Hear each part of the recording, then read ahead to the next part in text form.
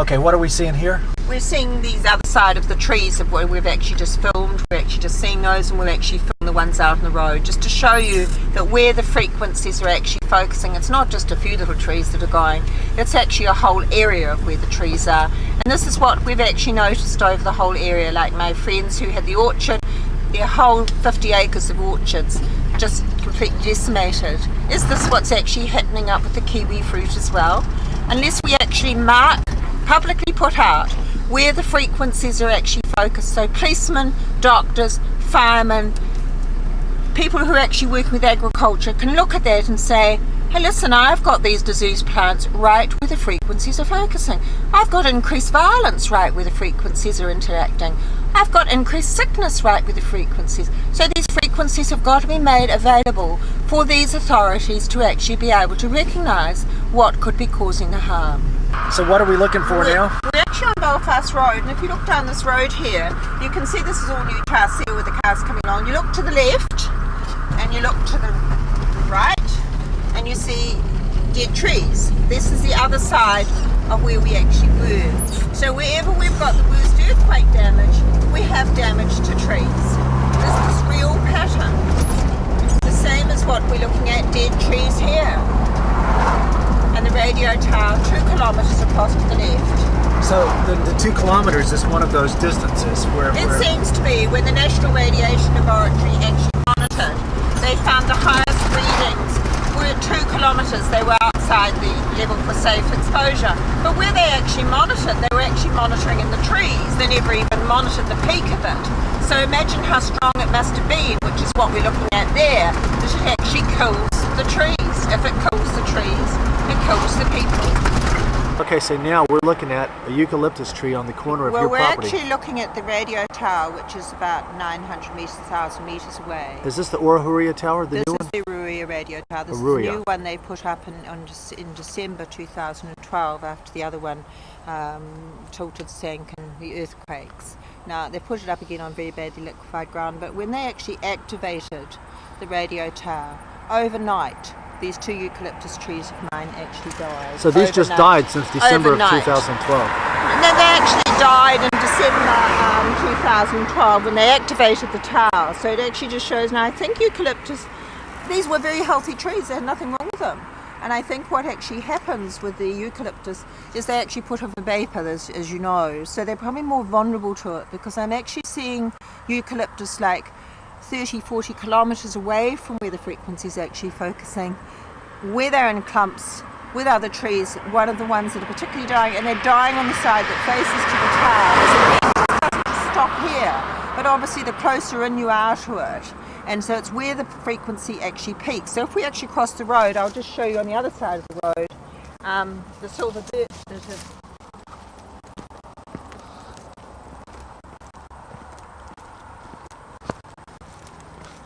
We've got a pattern here. These are a line of silver birch here. The ones that are actually in the main peak of the thing have also died.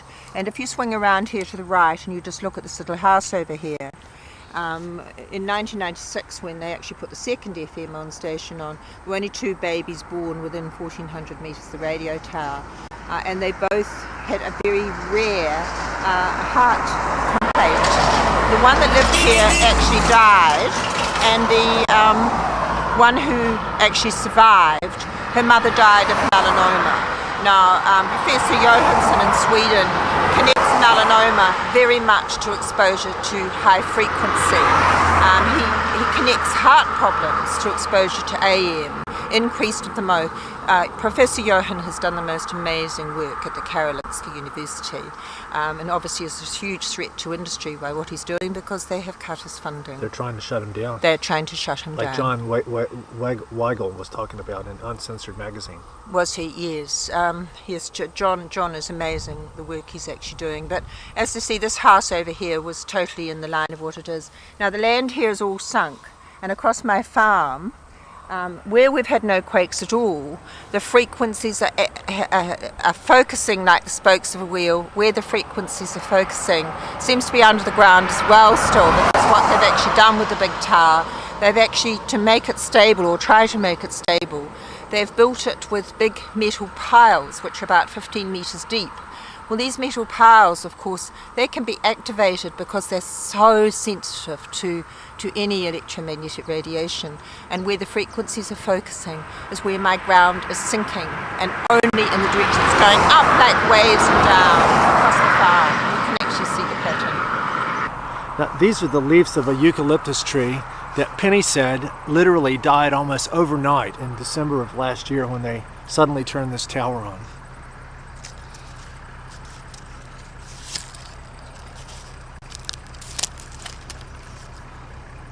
What you've actually got here is this is the hill, the radio towers through here. You can actually see it through the trees here. And you can also, when you look through here, there's some Lombardy poplars, but you can see the trees next to those lower down are actually dead. Now we've got a tree here which is a little pine tree, and you can see it's got a big twist and a curve to it, the one down here. Mm-hmm. And this is what actually happened, and we didn't know what was going on.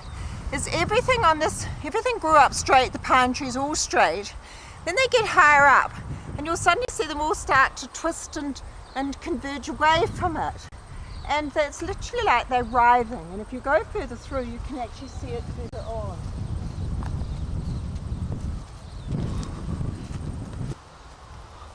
If you look up here from here, you've got the tree. Now this all happened about 1995 when they put the second FM on, and suddenly the tree that was going straight, all on this side of it, it started to twist and writhe as if it's a snake trying to get away from it.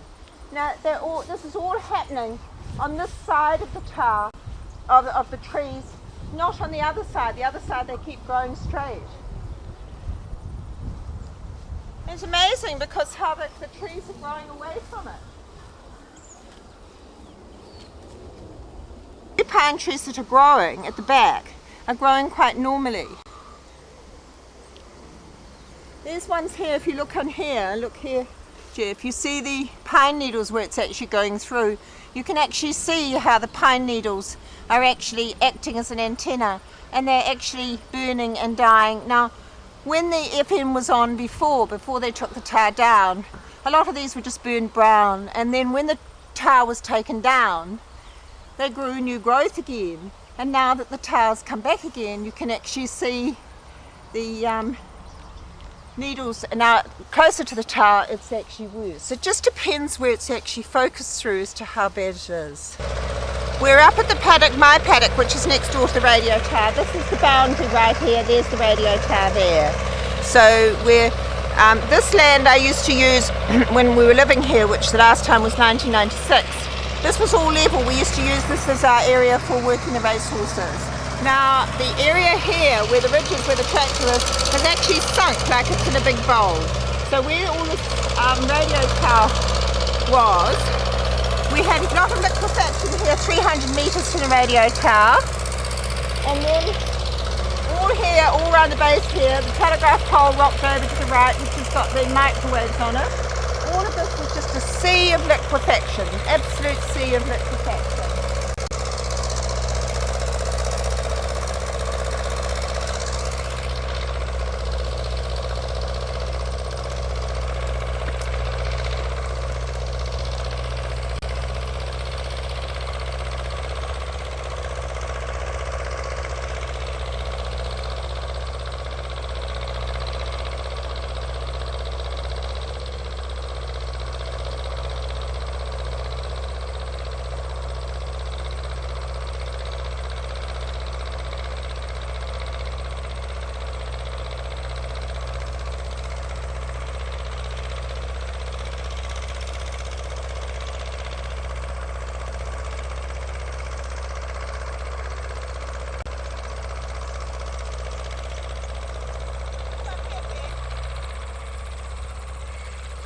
This is the Aurora radio tower land. This 11.9 hectares of land was bought by Bain Capital and Thomas Lee, which are huge big US investment bankers. They bought it for $317 million in 2008. For 11 hectares. 370 $17 million, and they've actually got on their overseas investment report for their application that they actually wanted to use it for expansion. Now this is the boundary. They're not allowed to do stronger than 50 microwatts per centimetre at my boundary. So what they've been, well, the law company that we're actually up against, who were the people who actually sold these illegal transmissions for Radio New Zealand, which was the government owned, back in 1996. They sold it to the radio network, who at that time were Sir Anthony O'Reilly, who's an Irish media APN giant, and Clear Channel Communications, which is the Mays Family International Media Stable. Now, also from Texas, right? From Texas, yes. Very political, very, very powerful family. A lot of them are involved in the oil industry, and they've got radio stations all over the world. So anyway, they bought this in 1996, and they didn't know they were. It seems that it's probably got a designation site on it, but you can see how close it is to people.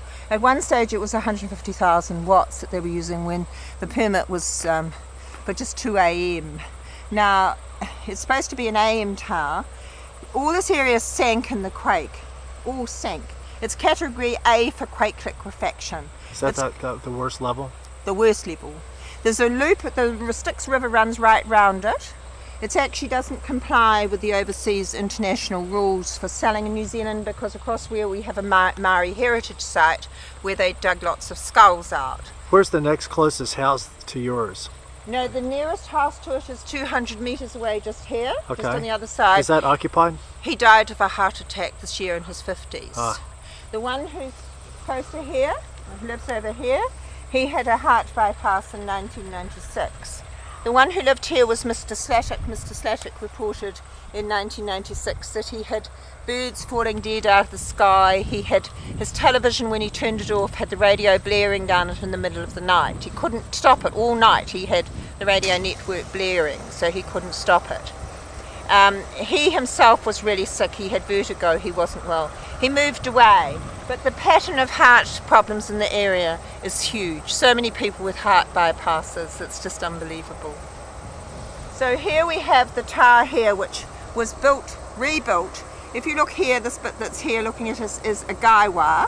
They've activated that guy wire. He activated that guy wire in 2004.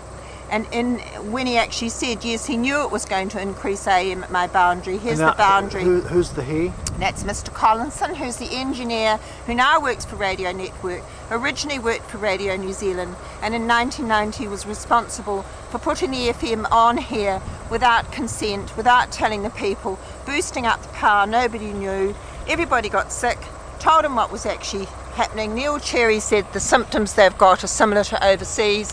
He said, I can't relocate it, and anyway it's safe. But what he did was he got the National Radiation Laboratory to monitor, like they monitored here where my vehicle is, here. So when you monitor where my vehicle is, you've got the building in between the tower and where they're monitoring. Yeah. So the readings came back and no. Now, would that Collings dude possibly know Lauren Kuhn? I have absolutely no idea. I have no idea. But what they've done here, this is meant to be an AM tower. If it's AM, I get like bright red face and the reaction. I'm getting very high frequency that's actually on this. He put a notice around the area to say what he was going to rebuild it. He said that there was no way that it ever had any evidence of any harm. The Environment Court hearing said completely different. Now, when you actually look here across my neighbour's trees, that's Barry Robertson's trees, prior to that tower going up, they were all absolutely normal. You can see the pine trees down the very end there are absolutely fine. That's not where the frequency focuses through. But where the frequency focuses between the transmitter shed and that eucalyptus, you can see a eucalyptus down the end there that's burnt in exactly the same way. You can see the top of it above the little poplars. All the leaves are burnt again. You can see all along here the pine trees are actually burnt. Each antenna is actually, there's been no fire here. This is the frequency that's burning them. And behind that you've got the same. So if it burns the trees, eventually kills the people. It's burning our brains. Well, I don't know if it's burning your brains, but they seem to be turning this up at night, because I think if you'd put your meter here, you will find it's actually not very high. Oh, okay, great. So all along the back here, these trees actually died over the years. That wherever they've got water there, they're not dying from drought because they've actually got their feet in water.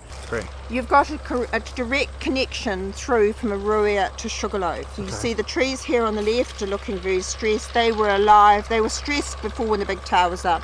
When the tower came down, they started sprouting again.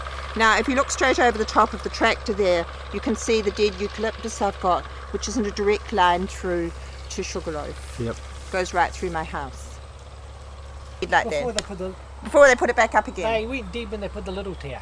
Okay. When they transmitting out the little tower, they all good as gold until the little tower come up, and then they started dying. And now they're much worse. Now they're just the same. So these ones here are definitely affected by the frequencies. You've got, this is the second line of them, that where the frequencies are focused, they're burnt. Right. What you've got here is you've got one of these big drainage ditches, which is a Noah Sticks Road. Now we've just filmed the trees that were damaged in that just particular area on Barry Robertson's property and how burnt they were. Now that's where it actually focuses through to Sumner. The license to show that. Now in the December 2011 quake, the only earthquake damage that happened here was where this frequency actually focuses through to Sumner. This road here was damaged at the time, and this ditch here, the wood just literally twisted. It just twisted and distorted, but only for about 50 metres, because it's fine there, the wooden bit's fine, and then when you get over that little bridge, it's fine and straight again. So you've got about 50 metres of it twisting. Now apparently people have said to me who actually, the quake over Sumner, the first quake, 6.1 or whatever it was at Monks Bay. And interesting enough, you've got pylons there, because all of the big quakes have been where there have been pylons. I don't know the connection of that, but I do know pylons are conductive and they're a different frequency again. So I don't know quite what happens. Anyway, people at North Shore actually said the second quake, which was the aftershock from the Sumner quake,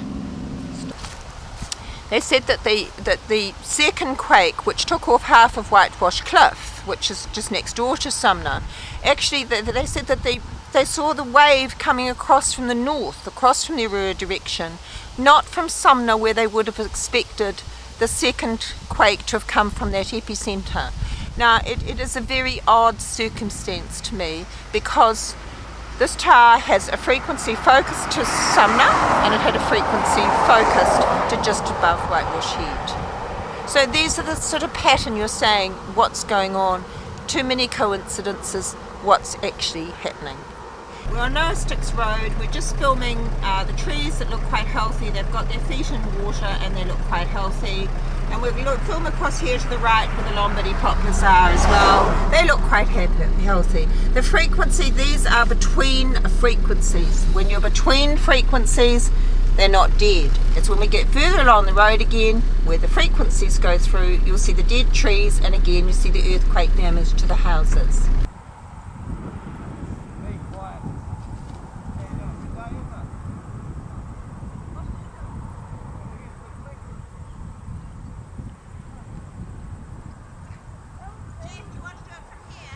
You're looking at the Arua radio tower. We're looking at it from the Spencerville side. You can actually see the trees that are dead. This is the time of year they shouldn't be dead. They've got their feet in water. We've just filmed the ones that are alive.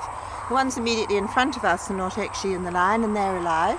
But if you turn round, you see here where the frequency focuses through here, across here, to the right. Yep. They're dead. Now they've got their feet in water, which means like putting your hand on a wet plug, you get a shock. So then we focus down to the left here, the long line down here where the frequencies focus through, and the trees are dead. They've got their feet in water. They're not dying of a drought, but they're dying electric shocks. Could that be what's happening? These trees were all alive. They died in December 2012. Very suddenly. Same as what happened to my eucalyptus tree. Suddenly, healthy trees are dead. Everywhere, all over Canterbury. We've got these ones at the front here, which are actually healthy, those ones, because the frequency's focusing through here. We just met Terry. Hi, how are you?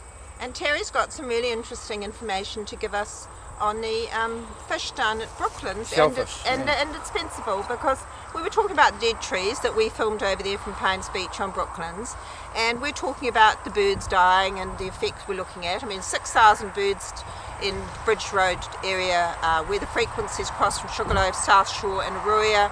All these 6,000 birds died, and they didn't know why they died. Why the sparrows And were the trees, exactly the same as the Brooklands Lagoon area, they died as well. They've actually cut a lot of those down. But There's what furrows. Terry's actually seen where he goes fishing in Furrows a Brooklands, metre deep, about 1.5 metres wide of billions of clams all died. I thought it was something to do with the earthquake and that, but it's been before that it's been happening. So Yes. Is this an ongoing thing?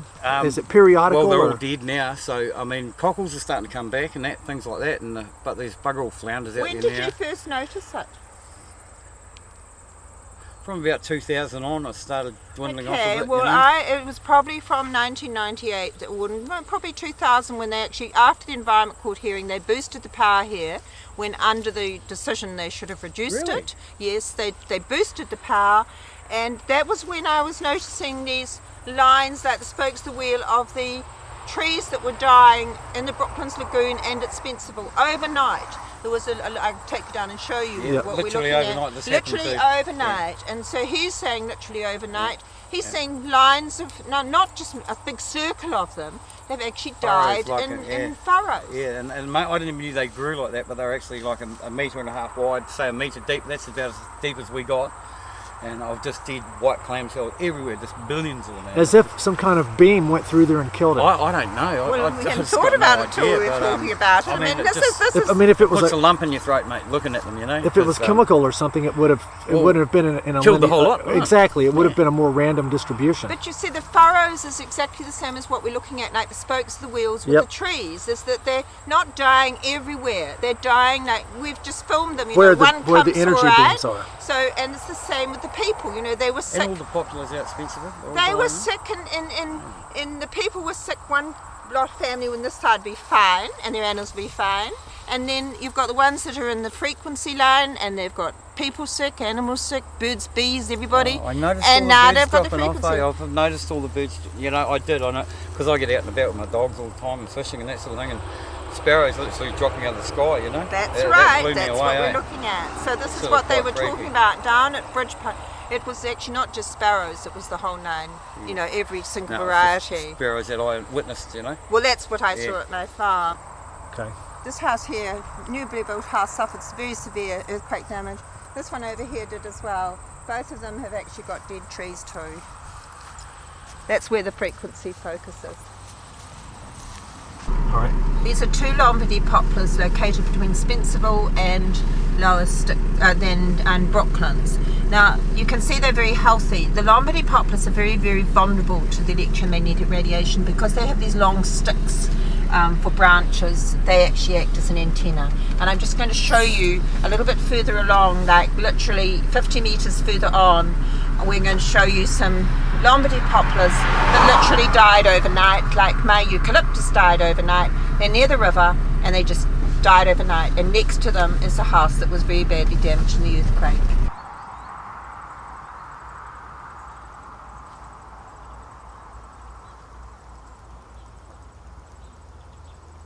Okay, so now this is a house. We're between Brooklands and Loustics Road, just 50 metres on from that poplar tree you just saw. This is a house that actually won a design award and was very, very badly affected by the earthquake. They're going to have to knock it down. Now, these three Lombardy poplars here on the right literally died overnight, like my eucalyptus tree did when they set the big tower going again.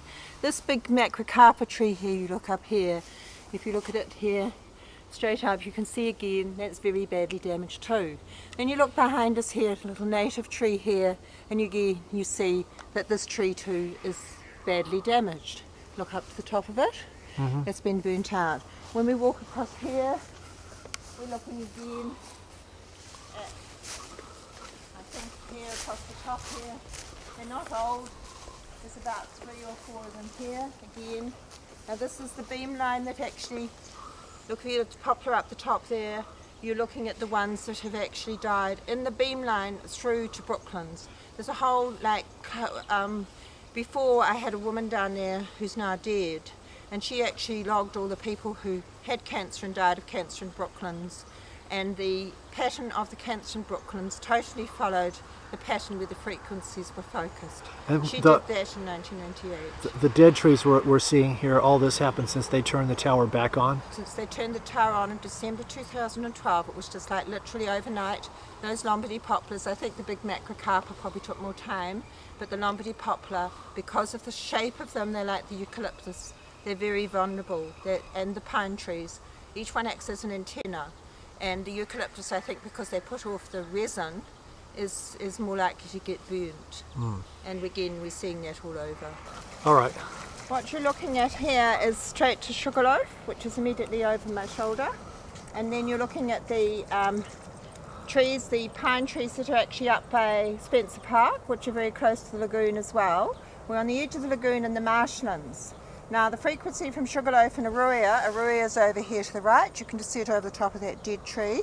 They're actually converging where they meet here to go towards Kaikoura, Wellington, Gisborne.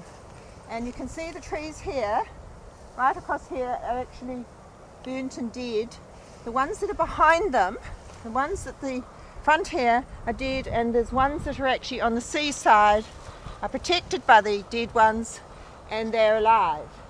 And that chap was actually telling us in the lagoon, which is just over a bit further, about all the furrows of clams, billions that have said that were dead, and he said they weren't dead in a big circle, and he said they were dead in lines. In straight lines. And that's extraordinary, quite extraordinary.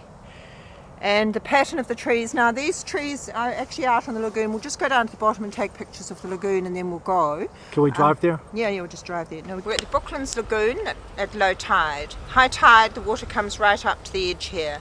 The Brooklands Lagoon used to be actually the exit for the Waimakariri to go out by Spencerville, and then they blew open the mouth, which is where we're actually at on the other side over at Pines Beach. They blew it open. Well, they opened it up so the river could go straight out to sea, that very strong, instead of coming through here.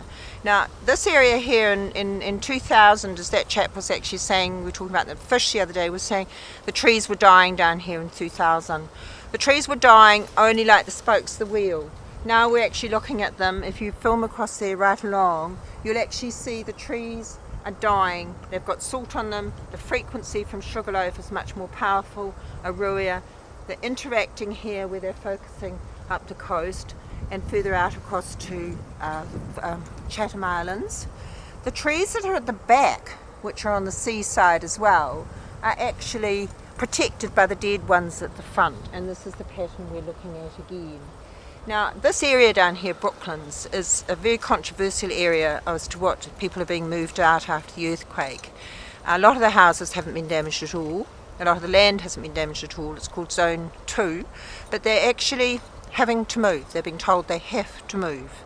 Now, you have to stop and think, why are they having to move? Why are the people on the other side, well, we've just been over there, filming over there, why are they having to move? The land is not as badly affected as Fenelton and other areas which are not made to move from. It's next to the river. Only one area is next to the river. The ones that are next to the river, the houses are damaged. The ones that aren't next to the river are not damaged. The same on the other side of the big river here. But the big river here is an extremely valuable resource. What they've found is, I don't know if it's connected to what is going to happen here. I wouldn't be surprised if this whole area doesn't get all the rubble and stuff from Christchurch dumped down here, built up. Chatham's Phosphate have found billions of dollars worth of phosphate on the Chatham's Rise. They need somewhere to actually produce it. Yes. What you need for phosphate to make fertiliser is you need chalk. There's chalk at Oxford, there's chalk at Waipara. What they also need is they need water, lots of water. They've got the Waimak River for water. What they also need is a lot of energy, and what they've actually got is shale gas. All along under the east area here is shale gas. In fact, twice when we've been earthquakes, we've actually smelt. It's a bit like rotten eggs, Yes. that sulphur smell. Now, Isn't there a connection with the wife of one of these scientists we were talking about who's involved with the Chatham phosphate? I don't know whether they're connected or not. She's called Pam Castles, and the chief executive of Chatham's phosphate is Chris Castles. They both came from Canada in 1989, Chris Castles and Pam Castles and Dr. Kuhn. Whether they're connected or not, I don't know. I haven't met any of them. Raw information. What I'm actually looking at is the fact that the people who've actually invested in Chatham's phosphate are L&M Gas, who are shale gas. So they've invested in it. The other people who've invested are Boskalis Winsminster, who are a Dutch dredging company. So to make the river useful for them to use for phosphate, they probably have to dredge. They may dredge the lagoon. I don't know. But the connections that are coming in here, the phosphate is apparently worth billions, and I believe it comes right in as close as Pegasus Bay. Whether it's connected to moving these people off here, I can see that with this river, it's an incredibly valuable resource for industry. All over the world, people have done that, developed industry where at a river mouth. Easy to if they're bringing in oil to Kaiapoi, they've moved a lot of people off there. They can make floating areas there for refineries. So we may be looking at something completely different down here. No longer the clams and the sand and the people water skiing and the things you normally see here. This may become an industrial area. But what to me is the real worry is the frequencies look as if they're killing the trees, and for 6,000 birds to have died down in the area down there where the birds died down at Bridge Road, where the frequencies interacted, nobody knew why these birds were dying. They do not know. They probably didn't even think of looking at electromagnetic radiation. We'll have a look at that when we actually go over to film where the quake, the epicenter of the February 22nd quake is on the volcanic rock. So we'll have a look at that then. Good boy. Good boy.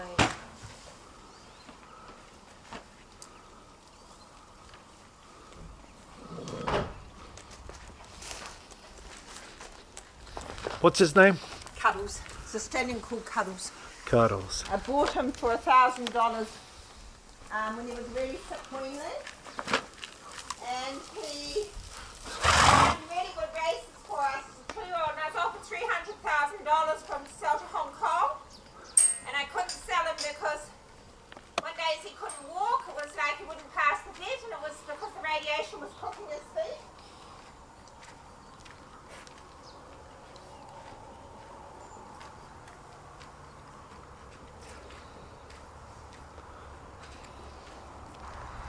We're at my farm now, which I haven't been able to live at since 1996, when we evacuated it, where they actually had an investigation into what was actually going on. And of course it's never been properly investigated. Mr. Collinson, who used to work for Radio New Zealand and originally put the illegal FM on, then worked for Radio Network, who'd just bought it, illegally transmitting. So the whole thing went into a big cover-up.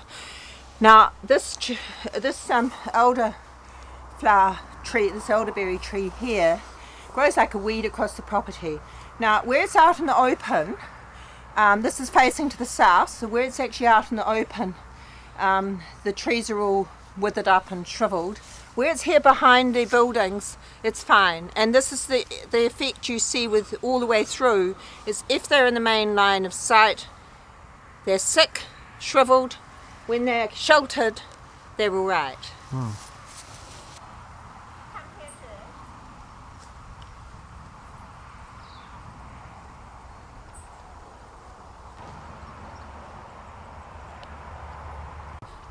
These are all the same elder flowers, which, as you can see, where they're actually out in the open, the leaves have all shriveled, the berries shrivel, the flowers shrivel.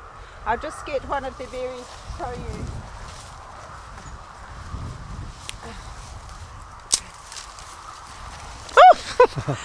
You see, the berries actually shrivel up.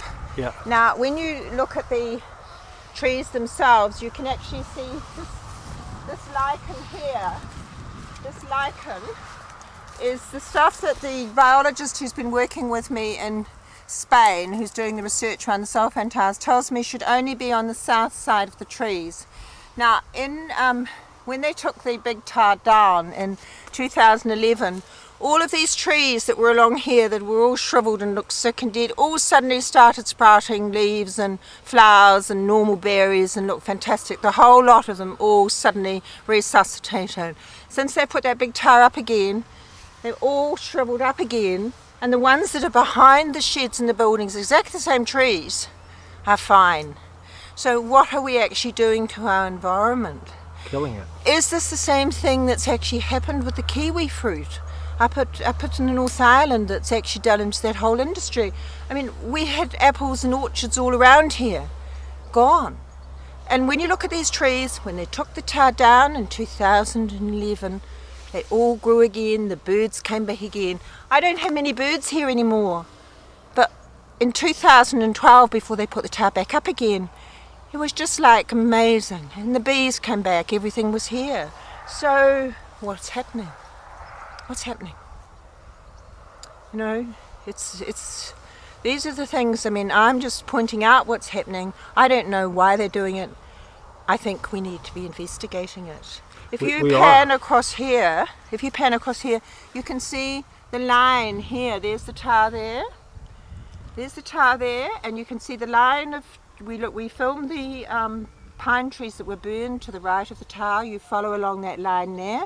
You can see along the riverbed there where they've got the water. The trees are all sick and dying, and that goes down to where we actually filmed that ditch which was all twisted. That's where the frequencies go through to Sumner. So where the frequencies go, the trees are dead. Where the frequencies don't go, the trees are alive. Okay. This is one of the native trees when I planted these myself. What kind is it? I can't remember exactly what it's called. I should remember, but I can't. But if you see right there, before it was actually covered in this yellow stuff as well, this yellow bacteria and lichen. And since the other tile's been taken down, it's actually been falling off. I don't have very much of the yellow anymore. You can see the base of the tree which is sheltered by it. It's only at the very top you get the lichen. And this is what it's like with all of them. If it's got the tin shed between it, we have no lichen. And as I said, when they took the big tower down, it all started to fall off. All the yellow bacteria that was all over everything has gone as well. So that's the difference when it's on and when it's off. It needs to go off and stay off.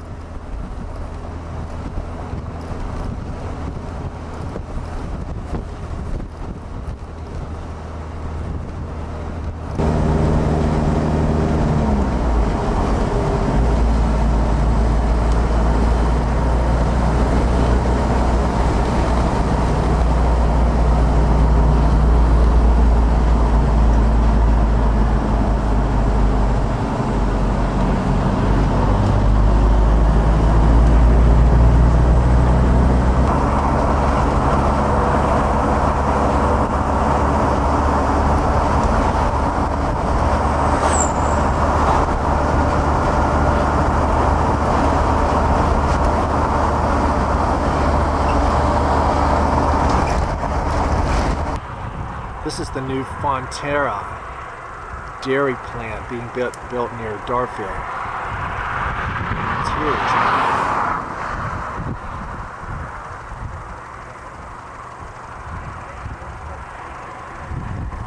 These things use massive amounts of water for irrigating for the dairy cows, and also massive amounts of electricity for these heaters that turn the milk into powder for export to China.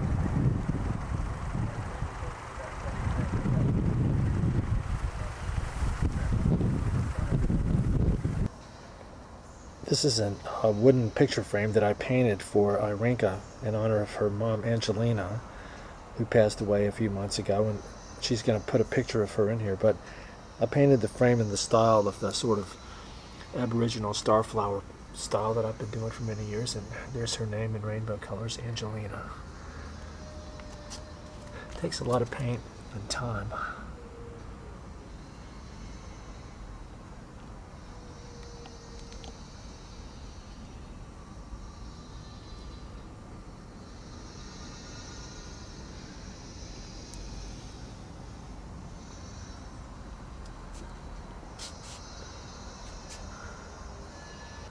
This is Ian and Christina's go-to cola and a little thyme plant that Henry brought over. But you can see how it's starting to branch out. It's been in there a couple of weeks, sending out its little wee shooters everywhere. That's the beautiful flower. And the wee cranberry bush that's got to find a home. Penny, so tell us just briefly again what this technology is we're looking at here and when they first built it. This we're looking at now actually is a 358-foot radio tower it's the second one they've actually put here. They built this one after the first one collapsed in the quake, and first of all in 2010 was a quake up at Darfield, which is about 60 kilometres away. It actually rocked and tilted and sank 1 metre into the ground, and they kept transmitting on it. And the interesting situation was that the areas which were actually liquefied were only we had big areas of liquefaction. This shed over here, which we're looking back round here to the right, this shed, which is the transmitter shed, was completely surrounded by liquefaction. The guy wire we're looking at straight ahead, which was actually activated, you can actually see it's activated still because it's got the danger signs on it. That was all twisted and tilted and covered with liquefaction and big quake areas.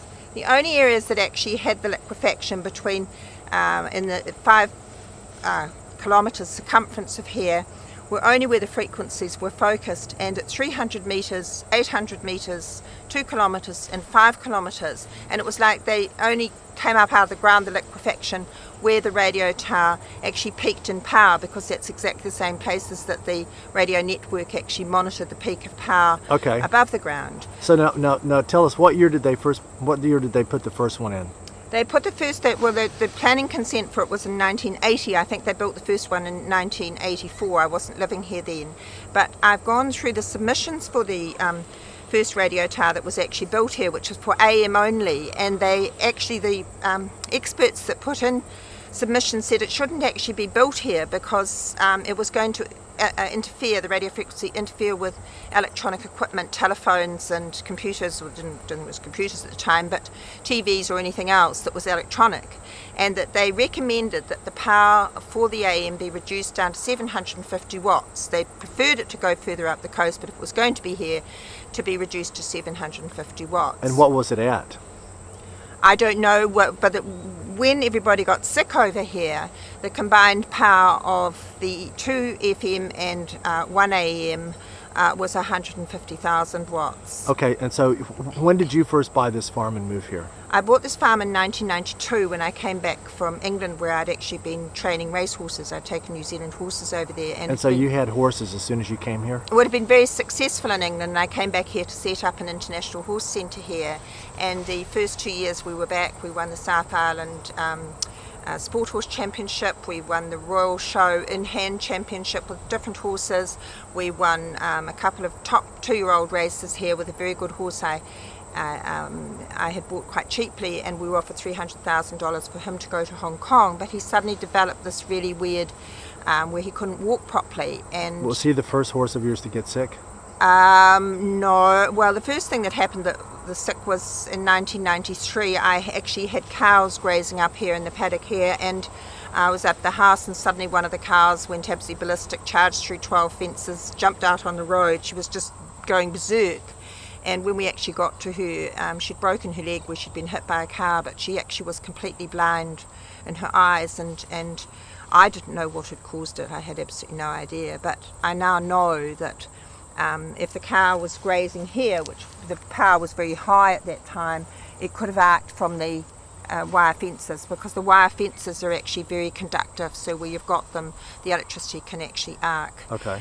In 1994, we actually had a police watch on us for 6 months, because I had a lot of animals dying in really weird circumstances. They would be losing their balance, falling over, couldn't get up. Sheep, cows, horses, very valuable horses, and various other things that happened, and the vets didn't know what was happening, and the police thought someone was maliciously trying to harm us because we were being so successful, and so we had a police watch on us for 6 months.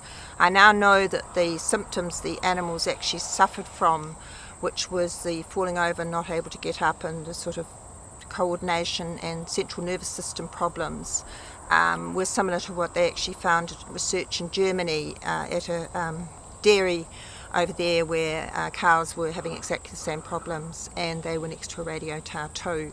And the pattern of the harm now, I mean, I didn't know this till about 2000, because in 1995 we started having animals who had even worse effects, and you know, it was quite extraordinary, because I've been with animals all my life. I'm very qualified. My daughter's a physiotherapist, but she's a human physiotherapist, but she's also an animal physiotherapist. And I've been one of the most successful horse people working in New Zealand with show jumping, racing, dressage, and in the UK and Australia. So I'm not a new girl on the block with horses. So for the animals to suddenly change personality, have these very weird diseases, and not diseases, it was more like adverse effects. You just didn't know what was happening. And then I myself and my builder got so sick. He'd been working on the roof of the house, and his muscles got so weak he couldn't even lift a hammer. I couldn't lift buckets of water where I'd normally been able to run around the farm in no time at all. I could hardly walk 20 metres without sitting down. I had previously been an incredibly healthy person. I suddenly was, I think I said the other day, about this excruciating bone pain. I couldn't breathe. I had very bad asthma. I'd never had asthma before. I kept getting heart palpitations. Just my whole homeostasis just literally broke down. My skin turned into parchment. I couldn't remember anything. It was like I had Alzheimer's. Now, Anyway, sorry. When did you first meet Neil Cherry? I met Neil Cherry because the man living over him, what happened was Chapman Tripp, Joan Allen of Chapman Tripp. This is a legal firm. This is a legal firm. Based in New Zealand? Based in New Zealand, head office in Wellington. And they, one of the neighbours who's got these, where these trees are all burnt here on the right, he owns this property here where the pine trees are all burnt and the poplars are all looking very sick. And what's his name? Barry Robertson. Okay. And Barry Robertson and a man called Mr. Slattock, who lived over behind that area there, where again you're looking at the dead trees. You're looking at trees that shouldn't be dead at this time of year. They're actually all close to the they've got their feet in the river, close to the river, but which means the drought doesn't affect them. But what of course you're actually looking at with the dead trees, with the water, this has only happened again. It happened before the trees got dead, and it's happened again since the new tide's gone up. It literally killed the trees overnight. And I think it's rather like, if you put a wet hand on electricity, you get a shock. And I think the trees have got their roots in water, and it's literally destroying them. Okay, but so how did you meet Neil Cherry? Well, Mr. Slattock and Barry Robertson found this designated sign, which was actually hidden in our to make a site designated requires a very rigorous consent process. Well, Chapman Tripp had tried to hide this anyway. These two men made a few inquiries because they were both having problems with their electronic equipment. And Mr. Slatic, the letter I've got in July 2000, he said he had very painful ears, and he said he heard horses screaming in pain when he'd get the stabbing pain in his ears. He had very sore eyes. His electronic equipment was so badly affected, he'd turn off his TV at night. In the middle of the night, he'd have the radio station blaring down it. And they were very, very well of what was happening with you and your animals too. No, they didn't know. I'd never met them. I didn't know anything that was going on at the time. These were these two men who, and so they found out that the FM had been put on and had been transmitting illegally since 1990. A man called Mr. Collison, who worked for Radio New Zealand. What's his first name? Mr. Norman Collison. And is he still around? Yes, he's my bête noire.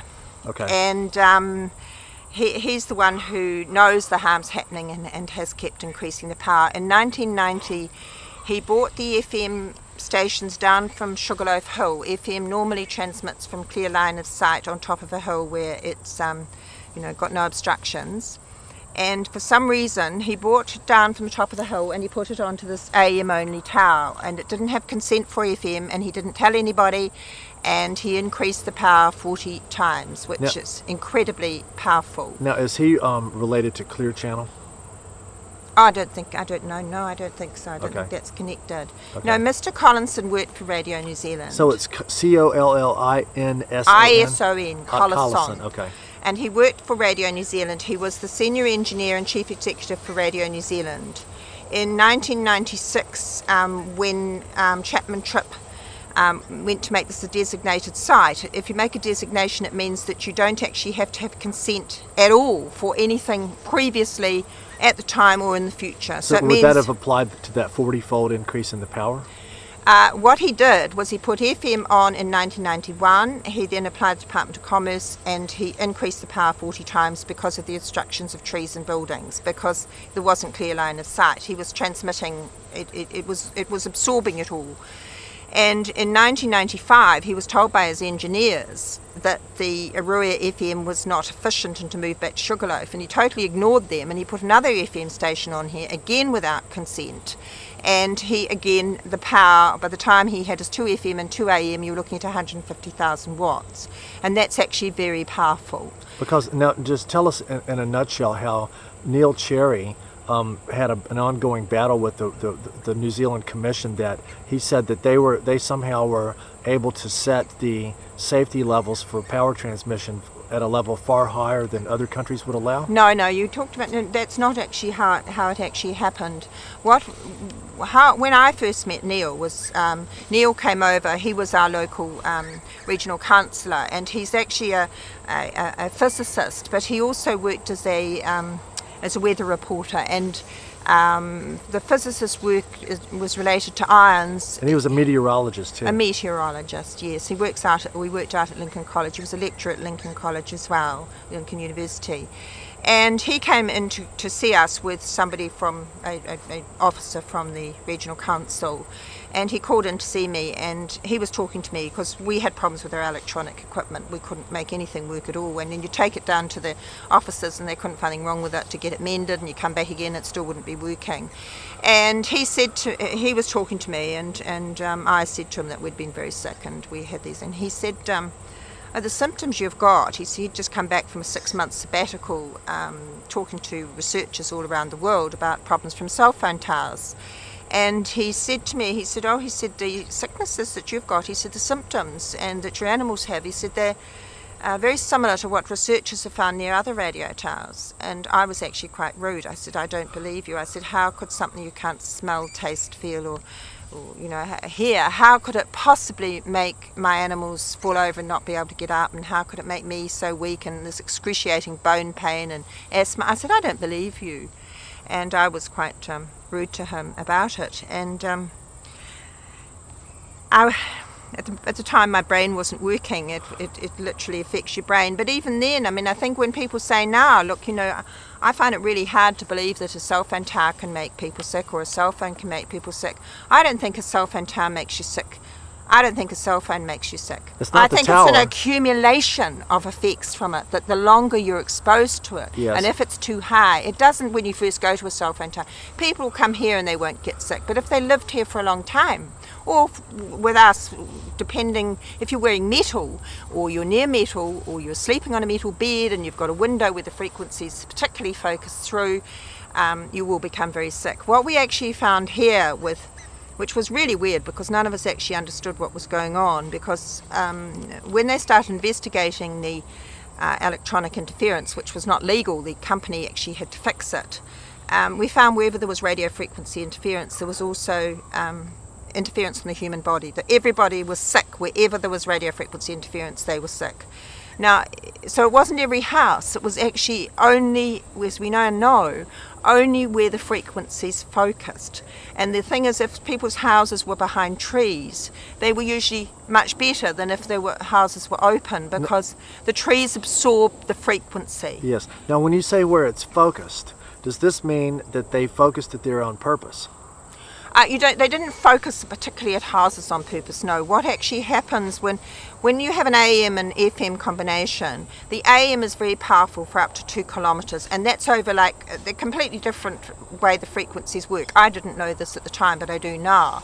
So the AM actually covers everywhere. It's not directional, it's not focused, although AM can be used to be directional and focused, I now know too. So the people who lived closer in within the 2 kilometres of the radio tower, if you were the side lobes of the FM were coming down, and you had the AM, which is what we had at my home and my buildings, very, very sick indeed. If you weren't in where the spokes of the frequencies went through, the people were not sick. So the pattern of harm, and this is the pattern we're looking at right across Canterbury, it's like the spokes of a wheel. When you're close in here, you think of a wagon wheel. When you're closer in, the wagon wheel spokes are much closer together. And so they'd be much more powerful because they're narrower. As the wagon wheel goes further out, the frequencies broaden, so they cover a wider expanse. So, say from this tower, would there be beams shooting out in 360 degrees all the way around it? I think what you've actually got is it's not so much quite like that. It depends where they're actually focusing it to. So they're basically, it'd probably be 180 aimed back towards town. Well, from here to Christchurch. Because the purpose is to cover the area cover the where biggest, the people are. Yes. So theoretically, so they can listen to the radio, but surreptitiously to target them with the energy. I don't know if that's true or not, but what you're actually looking at is that you've got a lot of spokes of wheels focusing across my farm because I'm between Christchurch and the radio tower. And then you'd also have opposite spokes from Sugarloaf coming and then intersecting and crisscrossing too. Yes, you do have, but what you've also got is these frequencies, the licenses show the frequencies actually focused all the way through to Lake Coleridge, which is in the Southern Alps. And so you've got a very powerful frequency going that way, which is actually straight through where we looked at those dead trees. And that focusing onto rising ground, because this tower is 358 feet. So it doesn't take long when you're going rising ground all the way up to the foothills. So I guess by the time you get to Rangiora, Oxford, it's basically hitting the ground. When it's meant to be going over the top of people, it's hitting the ground. So this is one of the reasons they have to boost the power up so much higher, because it's not an appropriate place to put microwaves or FM. They should be up on top of a hill, because then they go over the people. Then why is it here?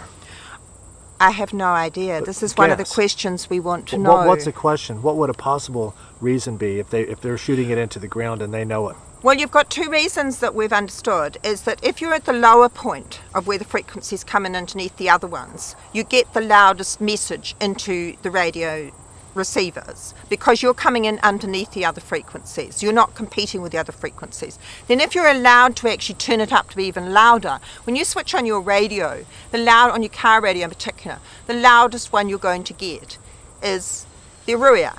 Now what we've also got is where the Aruia radio tower focuses, it actually interferes with other people's radio stations. So people driving along the road will get these other ones all in a blur and a crackle.